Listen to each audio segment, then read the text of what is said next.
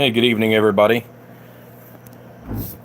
We're here today going through this with our buddy on his Palomar Skipper 300.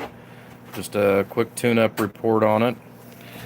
All right, Steve. There was one other resistor that we actually replaced. This is part of the way gone and has definitely been crispy-fied, so we got that replaced in there. What had mainly happened to this was one of your high voltage capacitors actually shorted out, and that took out the other 5-watt resistor. Hello, Darla, Bill. So anyways, wanted to go through here real quick and show you that.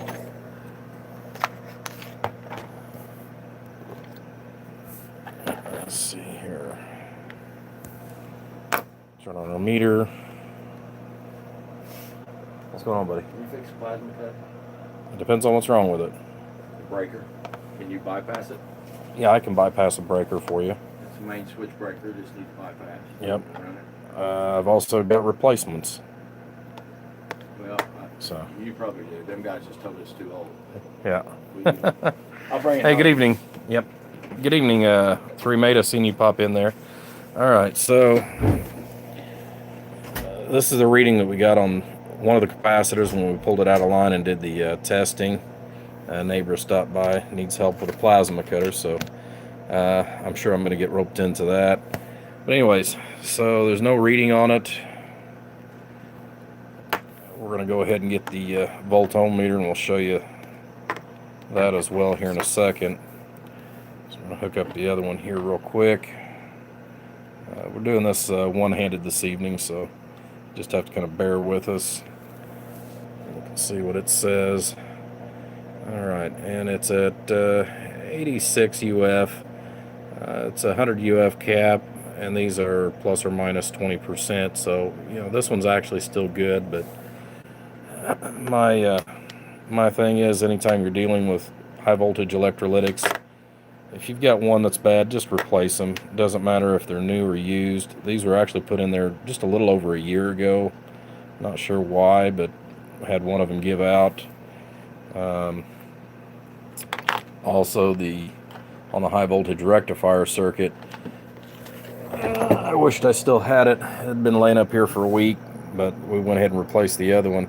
Essentially, it was the same way as what this one is, all crusted on the bottom, but it was split down the center, so we went ahead and replaced it as well. Got that all taken care of. I've already went ahead and set the load and tune on the front as well as on the back. Went ahead and had to replace one tube that got damaged, which just so happened to have been this one right here during shipping. So Steve, whenever you go back, and I'll put notes all over the place, they'll actually be packing material inside this amplifier to support the tubes so that it doesn't happen again. This uses the 8950s. Thankfully, our buddy had a couple of spares laying around. We went ahead and matched them all up and put the 4 best ones out of them. He sent me 2, so we've got 1 spare that's going to go back with this. All right, so we're going to start out on the low power. We're just using our Cobra 29 that we use, hooked up to the dummy load for test purposes only. So I'm not sure where the carrier is, but I know it's down fairly low. 500 watt scale in 1x position.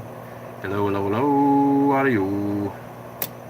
So about 150 on low, 250 watt slug in RMS. Hello, hello, hello, audio. So about 40 watts. Go ahead and flip this over onto high. Again, we'll start out 500 watt slug. So we're going to be reading our center scale on this.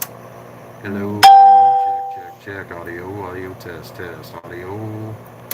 So just about 380 on the PEP. RMS. Hello, radio, check, audio. Hello, audio.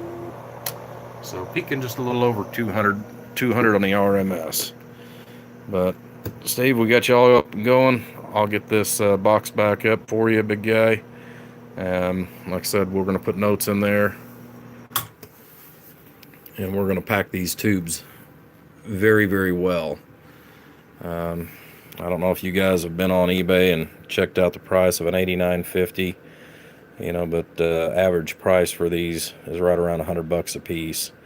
So yeah, anytime you're shipping glass, especially these fragile little guys, make sure that they're wrapped very, very well, preferably taken out of the amplifier, especially in multiple different configurations. You can pack around them, which we've got some packing material that's going to be great for that. But all right, guys, like I said, just wanted to do a little quick video for you going into the new year. I figured this would be a nice one. We've already done a short live tune-up video for our other buddy John on his Magnum, so we got him all squared away. But coming up soon, I'm gonna be starting in on that 24 pill again. We've got another Cobra 2000. We're gonna finish it up and then get back on that big amplifier. So hopefully we'll do some more live feeds on that. I've got a few ideas as far as how we're gonna tackle that big guy. But all right, everybody, I appreciate it. Thanks for tuning in, and we will catch you later.